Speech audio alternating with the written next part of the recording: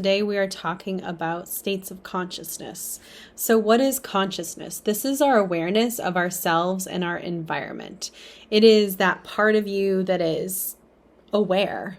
So it feels like all of your brain, but actually most of what we do is on autopilot, and it's in a state that isn't in our conscious awareness. And we'll talk about that more today. So there are well-known behaviors. We just most of the time fly on that autopilot. And we flip between different states of consciousness, from sleep, meditation, hypnosis, altered states due to drugs or dreaming, and different levels of alertness, arousal. So these are all different states of consciousness. We'll be talking about more of these in future mods. And our state of consciousness helps us understand how we are feeling. It helps us process new information.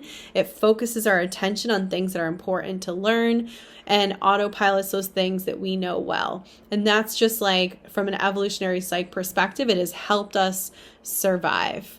But how does our brain work? How does that state of consciousness work? So cognitive neuroscientists are the ones that study this information. They look at things like fMRI, brain scans while people are doing activities. For example, people put in an fMRI machine while they are imagining kicking a soccer ball, and it's activating the same parts of the brain as when someone actually is kicking a soccer ball. So they're able to make these cognitive maps of brain activity based on the tools that we have, and having people kind of go through these different states of consciousness in the fMRI machine.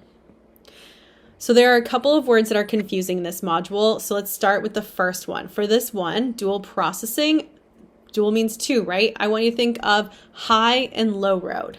So dual means we're taking the high road or the low road. The low road is what we do 95% of the time. That is that autopilot state that I was speaking of. That is information going to Thad the mailman, and it's going right through that low road, which means it's faster and it's more in that autopilot mode. And that means places that it needs to process, and we're going to go and do the next thing without much conscious thought.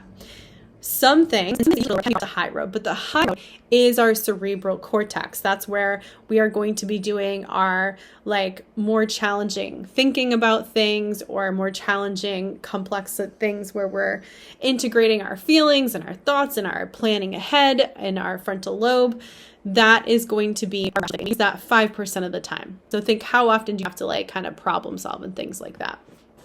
So in this 2-track mind, there is something called Blindsight. And Blindsight is really just speaking to the things that are going on in low road we are not consciously aware of. We don't realize that our brain is processing that, even though it is. And Blindsight is evidence of this. So if your right and left eyes view different scenes, you're staring at this here, we are able to be consciously aware of only one item at a time.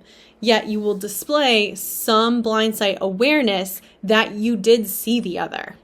So think of that split brain patient in the heart study, where their left hand was able to point to a word that their conscious mind was like, I don't know why I'm pointing to Art, because I saw the word he. So it's showing us that is getting processed even though we're not consciously aware. So that's blind sight. We're not consciously aware, but it's happening. It's being processed, Blindsight. Okay, here are the other words. Sequential processing. This is when we're learning new information and we're trying to understand how something works or how to do something.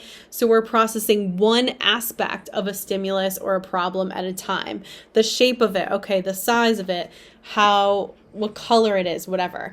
One thing at a time. That would be sequential. Most of the time we do parallel processing. We say, oh, that's a cardinal. And at the same time, parallel, we're processing the shape, the size, the color, the movement of the bird. That is parallel processing, where we're able to process all that information simultaneously. And so here are just two examples of showing, like, we are able to do some things on autopilot, but when they require conscious attention, we flip between the two different things because we're only able to pay attention to one thing at a time.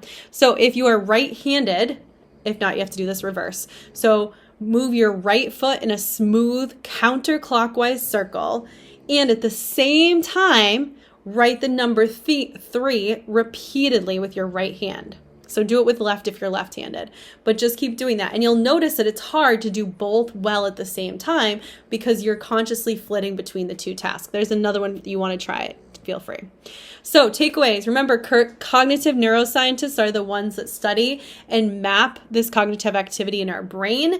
We mostly function on that autopilot, that low road of the dual processing phase, but we have blindsight. We have the ability to understand some of what's going on, even when it's not brought to our conscious attention. We're not aware that we even saw or got that information until later. Most of what we think, feel, and do is without conscious awareness. And also remember the difference between sequential processing and parallel processing. That sums up Mod 1.5a, and I will see you in class. Thanks, guys.